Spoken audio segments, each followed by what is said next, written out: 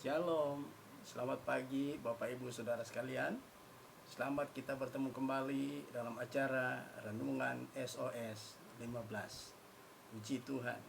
Mengawali renungan ini, kita masuk di dalam doa. Bapa, dalam nama Yesus, pagi yang indah ini Tuhan, kami datang kepadamu. Kami menaikkan ucapan syukur oleh karena kemurahan-Mu. Pagi yang indah ini kami boleh menikmati hari yang baru, hari pemberian-Mu Tuhan. Kami juga boleh menghirup udara segar, begitu sangat menyehatkan kami. Terima kasih Bapa. Mengawali seluruh aktivitas kami sepanjang hari ini, kami akan mendengarkan renungan SOS 15. Untuk itu Tuhan, kami mohon Roh Kudus tolong kami, mendampingi kami, memberikan kami pengertian-pengertian sehingga Tuhan kami dapat memahami renungan yang akan kami dengarkan pagi yang indah ini. Terima kasih Bapa. Di dalam nama Yesus, Tuhan dan Allah kami sudah berdoa dan mengucap syukur kepadamu. Haleluya. Amin.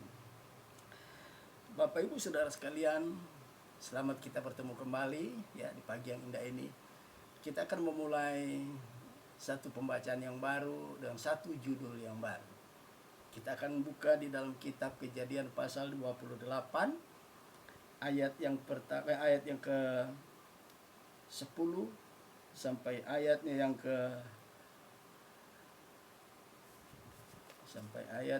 ke-22 ya.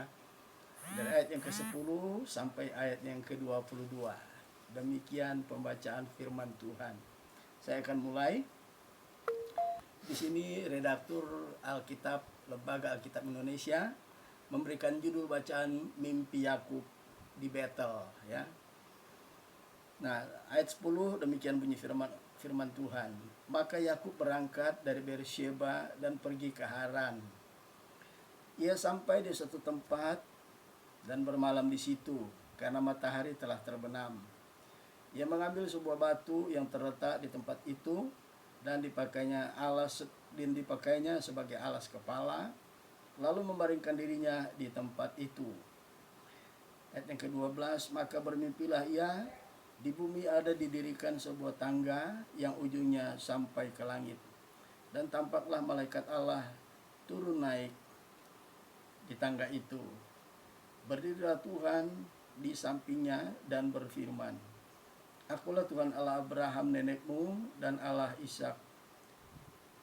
Tanah di tempat engkau berdiri, engkau berbaring ini akan kuberikan kepadamu dan kepada keturunanmu. Keturunanmu akan menjadi seperti debu tanah banyaknya, dan engkau akan mengembang ke sebelah barat, utara, dan timur. Ke sebelah timur, barat, utara, dan selatan. Dan olehmu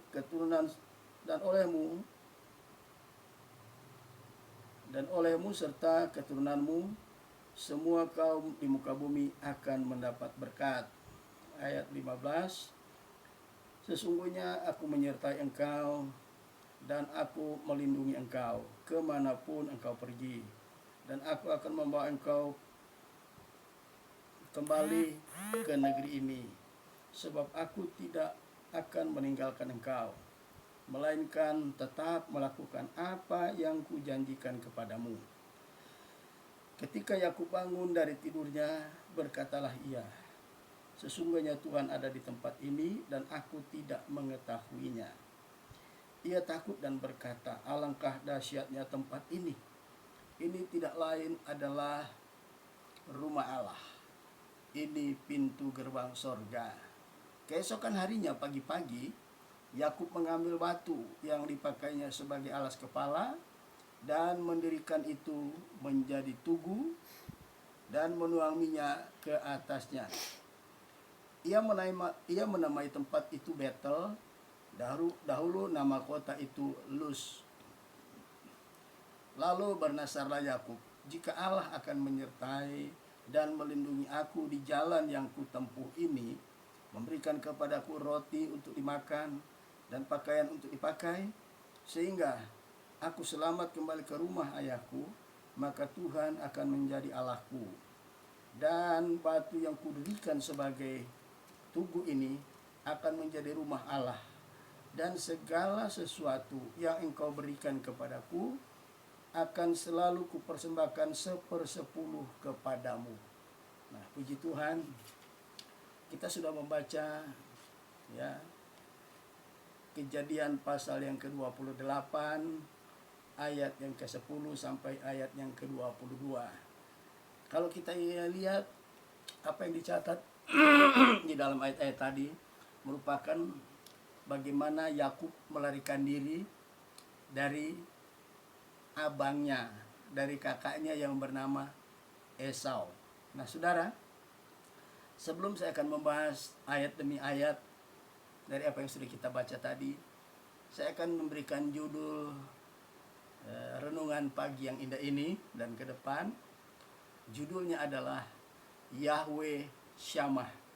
Ya, sekali lagi judulnya Yahweh Syamah, atau dalam bahasa Indonesianya Allah yang Maha Hadir. Ya, Allah yang Maha Hadir. Nah, kita masuk sekarang pada ayat yang ke-10. Maka Yakub berangkat dari Beersheba dan pergi ke Haran. Saudara, ini menunjukkan bahwa Yakub akan meninggalkan satu tempat dan menuju ke tempat yang lain. Biasanya seseorang akan meninggalkan satu tempat dan menuju ke tempat lain, itu ada tujuannya, saudara. Ya, entah mau berbisnis, ya, entah mau pergi kerja dan lain sebagainya. Pokoknya seseorang yang meninggalkan satu tempat menuju ke tempat lain berarti ada maksudnya, ya, ada tujuannya. Ya, ada tujuan yang positif, ada yang negatif. Nah, kalau Yakub ini berbeda, saudara. Ya, dia dikatakan maka Yakub berangkat dari Beersheba pergi ke Haran. Dia pergi bukan dalam rangka untuk mencari pekerjaan di sana, ya. Dia pergi bukan dalam rangka untuk berdagang di sana dan lain sebagainya, tidak, saudara. Ya. Dia pergi meninggalkan Beersheba dan meninggalkan Beersheba dan pergi ke Haran karena ada masalah, saudara. Ya, ada masalah. Nah, sebenarnya saudara, sebagai orang yang percaya, masalah itu bukan untuk dihindari. Ya. Sekali lagi, masalah bukan untuk dihindari. Jadi yang perlu kita sadari sebagai orang percaya, ya, begitu kita bangun pagi, kita harus siap-siap menghadapi masalah. Sebab tidak ada manusia yang bebas dari masalah. Di dalam Matius 6 ayat 33 Yesus katakan apa? Saya ingin baca dulu ayat ini, ya. Matius 6 ayat 33. Matius 6 ayat 33. Kita lihat apa yang Yesus katakan.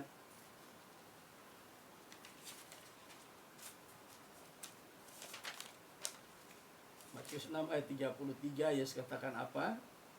Sebab itu, ya, janganlah kamu khawatir akan hari besok, karena hari besok mempunyai kesusahannya sendiri. Kesusahan sehari cukup untuk sehari. Saudara, Matius 6 ayat 33 bagian akhir berkata, kesusahan sehari cukup untuk sehari. Besok ada kesusahan yang sendiri, berbeda, saudara. Kesusahan sehari. Dalam satu minggu itu ada 7 hari. Setiap hari begitu manusia melek, buka mata, harus siap menghadapi masalah. Dan masalah itu bermacam-macam, saudara. Ya, bermacam-macam. Karena itu kita sebagai orang percaya, ya, harus kita ingat, orang percaya tidak bebas dari masalah. Tapi yang menjadi persoalan dengan Yakub, ya, bukan masalah yang datang sendiri. Ini masalah yang datang kepada Yakub karena Yakub, ya, menghadapi persoalan yang salah. Waktu Yakub dan Esau masih di dalam kandungan ibunya, Tuhan sudah berfirman kepada ibunya, ya. Tuhan berkata, ya, di dalam kandunganmu ada 2 anak. Ya. Saya akan bacakan di dalam Kejadian pasal 27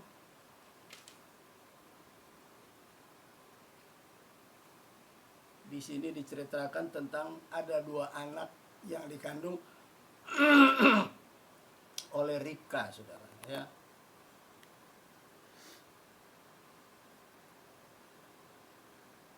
Di dalam kandungan daripada Ribka itu ada bayi kembar.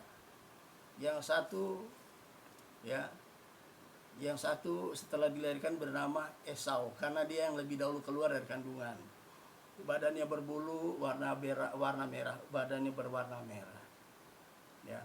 Kemudian keluar yang kedua namanya Yakub. Nah, masih di dalam kandungan, Tuhan berfirman kepada ibu mereka yang namanya Ribka, Ribka, di dalam kandunganmu ada 2 orang anak. Nanti apabila mereka lahir, ya, yang muda itu, yang tua itu akan menjadi hamba kepada yang muda. Ya, nah pendek cerita artinya apa? Bahwa hak kesulungan itu akan bukan jatuh kepada kakaknya si Esau, tapi jatuh kepada Yakub.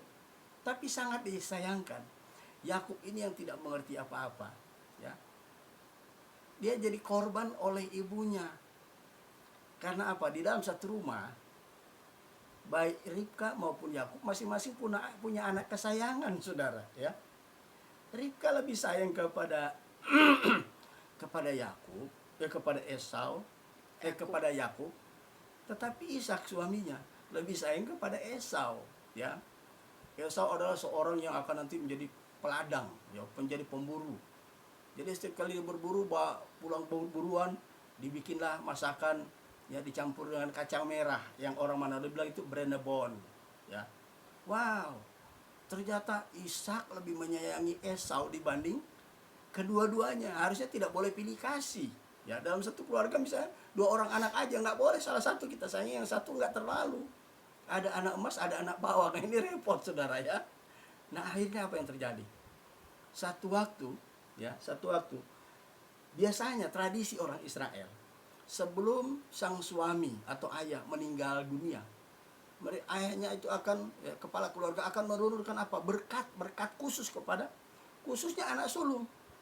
Nah, Ribka ingat waktu dia masih mengandung, Tuhan ngomong, Tuhan berbicara, nanti yang tua akan menjadi hamba kepada yang muda, ya.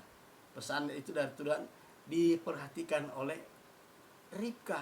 Tetapi Ribka nggak sabaran menunggu, ya, karena dia lebih sayang kepada Yakub.